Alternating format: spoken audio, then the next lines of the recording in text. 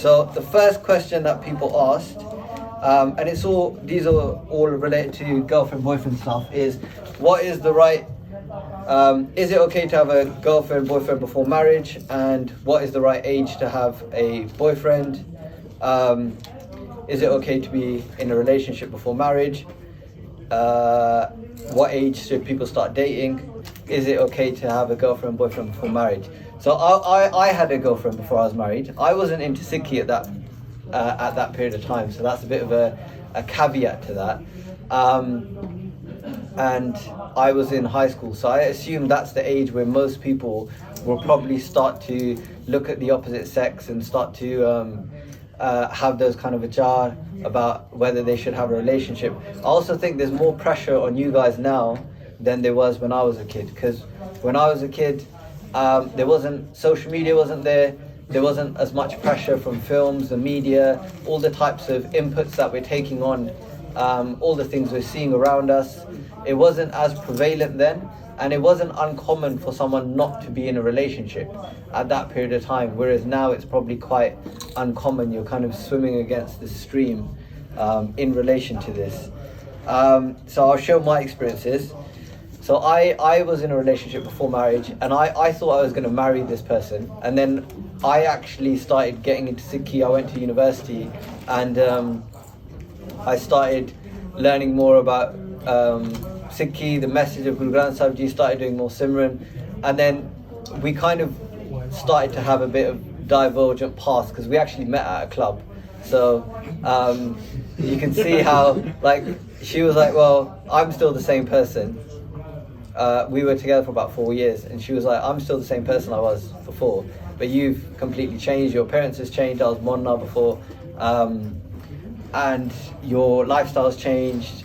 The things you do have changed, your habits. Obviously, I went vegetarian and things like that. So, and she didn't. So it came to the point where it was a bit like, either she got into Sikhi, in my head anyway, either she got into Sikhi, or I wasn't going to go that way. So it was either we break up or she gets into Sikhi. And that was a really difficult situation as well, because for her, she's been with this person for 4 years. She thinks she's going to get married to this person, or she wants to. And then they're saying, basically, if you don't get into Sikhi, we're not going to have a relationship. So it was kind of forced upon her a little bit, which is one of the other questions. And I don't know how healthy that is, to make somebody become a Sikh. So we chose to go our own ways. It was a mutual decision, although a difficult one when you've been together for a long period of time. And then, you know, a few years later I met Darshan, and now I'm very happily married. I've been happily married for 11 years. She's the best thing in the world. And so if I hadn't chosen the path of Sikhi, I wouldn't be happy. I wouldn't have the beautiful family I have today. I wouldn't have anything really if it wasn't for Sikhi. So I would say, what is it allowed to have a girlfriend boyfriend before marriage? I would say from a Sikhi perspective, it's not recommended, because the more time you spend with somebody, it's a bit like a chapter in a book, and you're creating more and more history, more and more vichar, more and more memories with that person. And then most relationships before marriage, even after marriage, the divorce rate is 33% in the UK, but let's leave that aside for now, because we're talking about before marriage. Most relationships you've probably seen in school, girlfriends and boyfriends, they aren't going to last, they don't last, and they are unlikely to last. So at that age, you're not really mature enough to get into a relationship that's going to be lasting. If it's not going to last, you're wasting your time, you're creating more vichar. It's going to be harder for you to concentrate when it comes to, like now, when I try and do simran, there's so much baggage from all the stuff I did before I got into Sikhi and after, that it becomes very difficult to connect. So I would say it's ill-advised to get into a relationship before marriage. I'm saying that knowing that I was born here and the majority of people will get into relationships, but from someone who's older, someone who's a dad who has 3 kids, 2 daughters, I would say if you can avoid it, then it's better to avoid it. Does anyone else disagree with me? Does anyone else have anything they want to say on that topic, or any experience they want to share? No. So yeah, from a Sikhi perspective, from a Western cultural perspective, it's very normal for very young children to be in relationships, but from a Sikhi perspective, it's not going to help you in your jivan. So is it okay to get in a relationship before marriage? I think when I got married, that was like kind of the tail end of when arranged marriages were happening. So I was introduced to my wife, and then we got on, so we ended up getting married. But the majority, and that was great, because there wasn't a lot of vichar created from it. We were married quite soon after we met. The families were involved, so it wasn't very complicated. And I would advise, if you could do something similar to that, then it's the least opportunity where things can go wrong between individuals, and people getting into lots of engagements and then breaking those engagements. So lots of problems may be avoided from that. But majority of people I know now, they've got married off someone they've met off social media, or like they've messaged someone on Facebook or something, and then end up getting married to them and things like that. So times have changed. So yeah, I guess people meet each other in different ways. And when you say, is it okay to get in a relationship before marriage, I would say, if you can have an open relationship with your parents or with an elder in your sangat, that you can say that this is the kind of issue I'm going through. I met this person, I'm attracted to this person or something, or I want to get married to this person. Then you can get an elder person involved who's hopefully a bit less controlled by hormones, and less controlled by like they've had a bit more life experience, and they can say, okay, let's get families involved, or let's do this. And so I would say the most important thing is to talk about stuff that's happening. Real problems happen when things are happening and parents aren't involved, or elder siblings, or your elder people, wiser people aren't involved in the process. So in terms of talking to somebody before getting married, if you're of the age where you're going to get married and that's your intention, then I would say get somebody else involved. But I wouldn't say get into a boyfriend-girlfriend relationship before marriage with no one else knowing about it, because it potentially will end badly, and there's some safeguarding issues around you and your well-being, and things that are gonna, it could potentially hinder you later on in life. Same question, is it okay to get in a relationship before marriage? What age is it appropriate to have a boyfriend-girlfriend? So I'm trying to think back a long time ago of when I was a kid, when I was young. So I think I started thinking about girls probably when I was about 12 years old, which I don't know if that is normal or not normal. So let's just say it's normal. So I assume boys will start thinking about girls around that age, and then it will become more of an issue around that age and above. Obviously, I don't think it's appropriate to get married at 12 years old. So the period between 12 and whenever you get married, which is probably 25, 30, is going to be a really difficult period. And I can only speak from being a male, but for a male, from my experience, that 12 to 25 period is really challenging, because you have feelings towards the opposite sex, but you're not necessarily going to act on those feelings. So it's really important to have very strong Sikhi to try and protect you during that phase, so you don't make a mistake or continue to make mistakes. What is the age people should start dating? So again, same question. This is a really challenging one, so I'm going to leave that till the end. Okay. Does anyone want to say anything at this point? Any questions? Anyone want to disagree with me? What's a good age to get married? Same thing. Is it? There's a couple of questions on this. Is it okay to marry someone outside of? Sorry, buddy, do you have a question? No. Okay, sorry. Is it okay to marry someone of another religion? Is art of religion marriage acceptable? Out of religion marriage acceptable? So this is another topic which is probably not going to impact everybody, but it is a hot topic. People talking about marriages, interfaith marriages. In Gurdwara there was a big discussion about that recently, and so I'm going to give my old man opinion. and you can take it or leave it. So when you get married, the most important thing is not what the person looks like, but it's about your vichar. So it's about whether you're on the same page, whether you have the same thinking. And that's the most important thing, whether you're going to get along, whether the marriage is going to get on or not. And so when you both want to do simran, when you both want to do sangat, when you both want to progress in Sikhi, do gurbani vichar together, then you're going to have a very happy life, and it's going to be very straightforward. If, let's say, the female was Muslim or the male was Muslim, there's going to be a difference in vichar in relation to, and they may not be, but I'm talking about from the experiences that I've seen and heard of.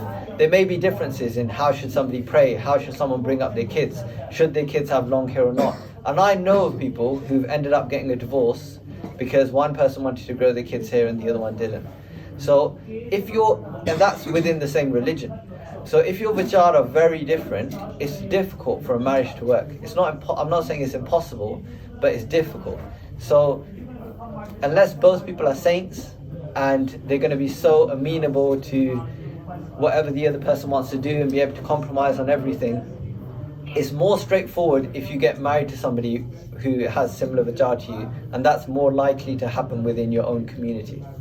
Does anyone disagree with that or want to argue with me about it? No? Okay. Is it acceptable to marry someone who isn't a Sikh? I'm going to answer this because it's a little bit different question, because it's kind of going back to my experiences with the person that I was in before I got relationship I was in before I got married, and this person was a Sikh. They're very much similar in terms of upbringing and family and things like that, but they were not into Sikhi. So again, I think it's the vichar are really important, that you kind of agree on some fundamental things, like, do you want to have kids? Do you want to live with your in-laws or not? Do you want to what do you believe in? Do you believe in God or not? Because there's some things which you'll grow and develop over time, and me and my wife, Dr. Darshika, we both changed a lot since we've been married, and our opinions aren't the same as they were when we got married. So you grow and you together, but there's some fundamental things that if you are really firm in your beliefs about, then, and the other person isn't, then it might be difficult. So some Panch Pyare might say to you, you can't take Amrit unless your spouse is going to take Amrit as well. And again, I believe that's for the same reason, so that everyone's on the same page. It's not going to be difficult for one person to do things like wake up Amrit Vela or do Nithanem, or they're not going to be in an environment where there's loads of people drinking, because their partner is on the same page. So I think that's why Panch Pyare say that both people should be Amritari.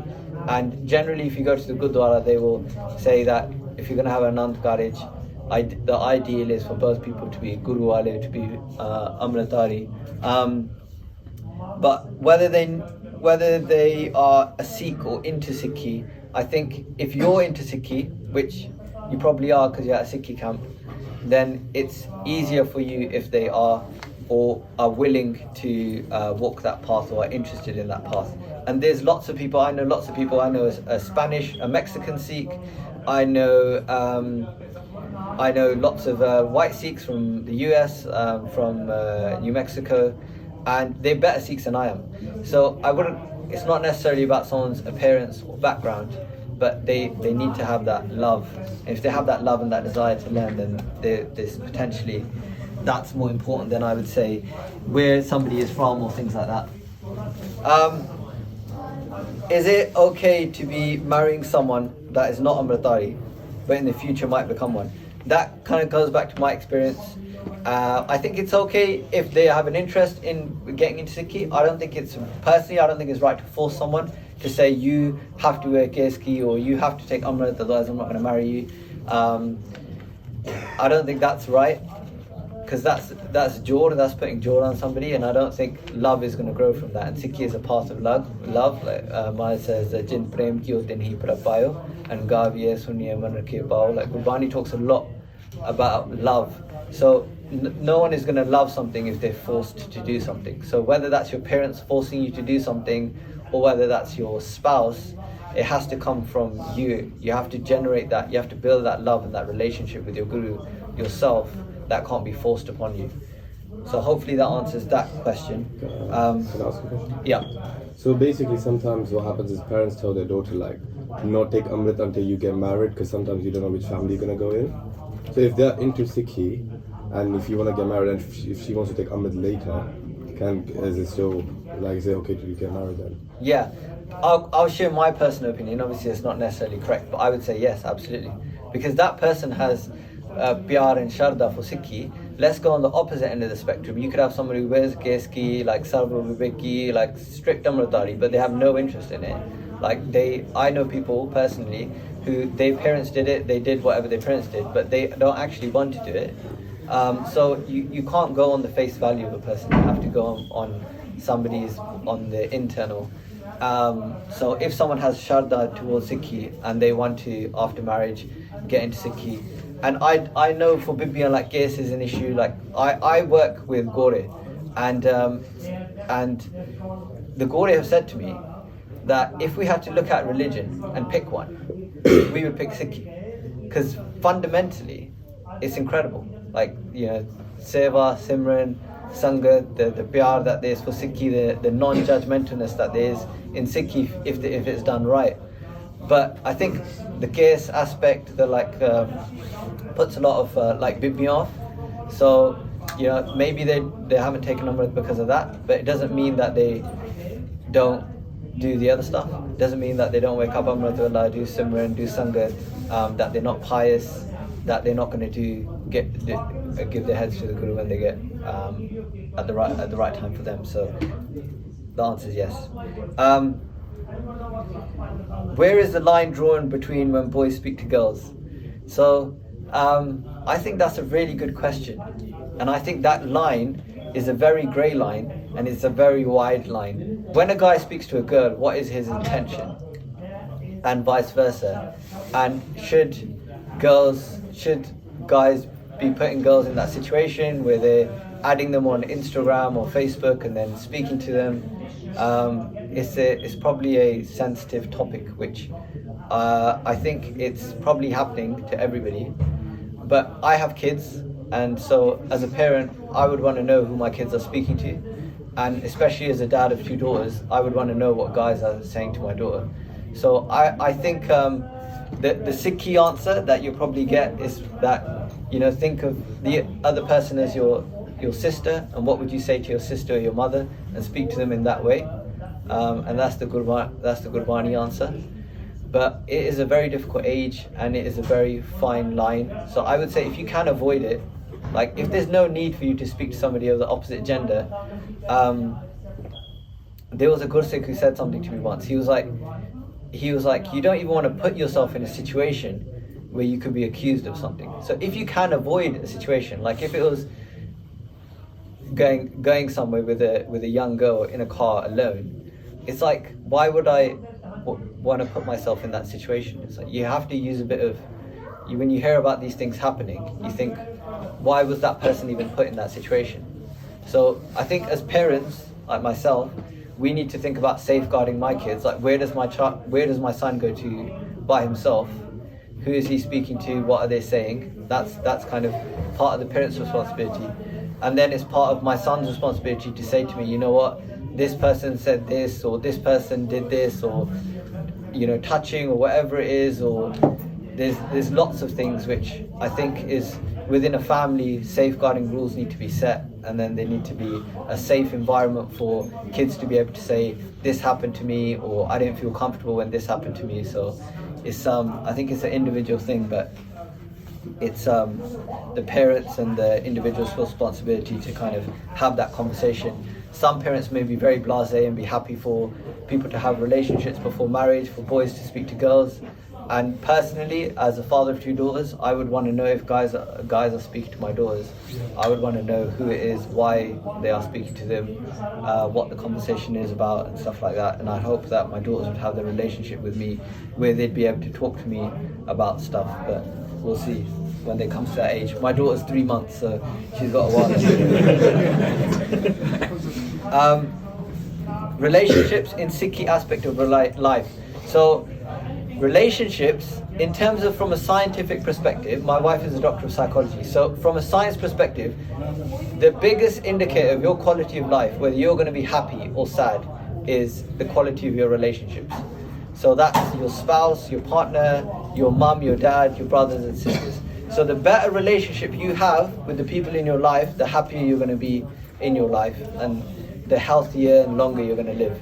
That's from a scientific perspective. From a Sikhi perspective, Sikhi says the whole game is about the panch. We have panch doots within us. Is dehi andar panch doot vase kaam krodh lobh moh ahankara. And their job is to create conflict. So the panch doot will create conflict between like father and son. My son will say he wants a Star Wars Lego set, and I'll say no, you can't have a Star Wars Lego set, and he'll say you're the worst dad ever, and we'll have a fight. We're talking about what happened on the way here, but we'll have. No, I'm joking. But we'll have a fight over it, and so that is the job of the panch. So his krodh is parbal. So his krodh, his one of the five, his anger has come out. My anger's come out. I'm your dad. Who are you to speak to me like that? And then it escalates. He beats me up, or I hit him, and then it's like anger versus anger. And Gurbani says, "Kahu Kubir pancho ka chagra, chagrat janam goaya." That it's the arguments, the conflict within a family, within relationships. The conflict is between the panch. It's not him speaking and me speaking. It's his panch speaking and my panch speaking. And chagrat janam goaya. That in this fighting we waste our whole lives. So the way to reduce conflict in marriages, in families, is also outlined in Gurbani. It says, "Ho katur milo mere pai, dubda dur karo livlai, har namo ki ho wo jodi." That sit together, do gurbani vichar, do simran together, do sangat together. And when you're doing that, Gur Sikh said to me when I was going to get married to Darshan Kaur, I said, "How can we have a happy marriage?" And they said, marriage is a bit like a motorcycle, because there's a lot of motorcycles in India, right? So they often use motorcycle analogies. And they were like, if the alignment on one of the wheels is not in alignment with the other, then you will have a very bumpy road. If you do Sangha together, if you do Simran together, your life will be a lot smoother. And that's been really useful, practical advice for me, because the more as a family, whether it's father-son, whether it's mother-daughter, or boyfriend-girlfriend, husband-wife, the more we can do Sangha together, the more we can do Simran together, the more we're going to be on the same page, the less conflict we're going to have. So hopefully does that answer that question? What does Sikhi say? Last question. There's a really contentious one about gay marriage, which we can talk about afterwards. But with that individual, if anyone wants to ask me like a personal question and they don't want to like ask it in public, then I'm happy to have that conversation. We'll probably leave that one in there as well. But what does Sikhi say about marriage in general? So the marriage Sikhi talks about is not the marriage between husband and wife, it's the marriage between the Istri Atma and Matma, the husband Lord. So Sikhi gives advice in relation to that marriage, which can be applicable to marriage in husband-wife marriage as well. Because the Lava, the Anand Karaj, if you read the Lava part, it's all about union with Vaheguru. It's not about husband-wife marriage advice. But if you do Sangat, then you're going to learn about the Panch, Doot, and you're going to learn about qualities as well, like Daya, Santokh, Shanshilta, Jat, Sat. So these Panch, these good Panch, these compassion, truthfulness, righteousness, all of these will help in creating a good marriage with your partner as well. In closing, I would say, me and Darshan, I'll give you an example. One time we were driving on the motorway, and it was her birthday. I took her to Devon, and she was like having an argument with me about something really random, because we've never had any meaningful arguments, like nothing major has really happened ever between us. It's like, you left the toothpaste lid off or something like that, right? And she's having a go at me about this, and my response is, when Darshiko shouts at me, I usually just go quiet, because I don't want to say anything. So she had a water bottle, and she filled up the lid with water, and she's splashing it at me while I'm driving at 70 miles per hour on the motorway, because she's trying to get a reaction out of me, right? And so this is what it was like when we first got married. But over time we've started to do Simran together, and now our life is bliss. So lastly, the advice I'd like to leave you with is please continue to do sangat, please continue to come to camps, please continue to do sangat of elder Gursikhs, please continue to do simran together on a daily basis.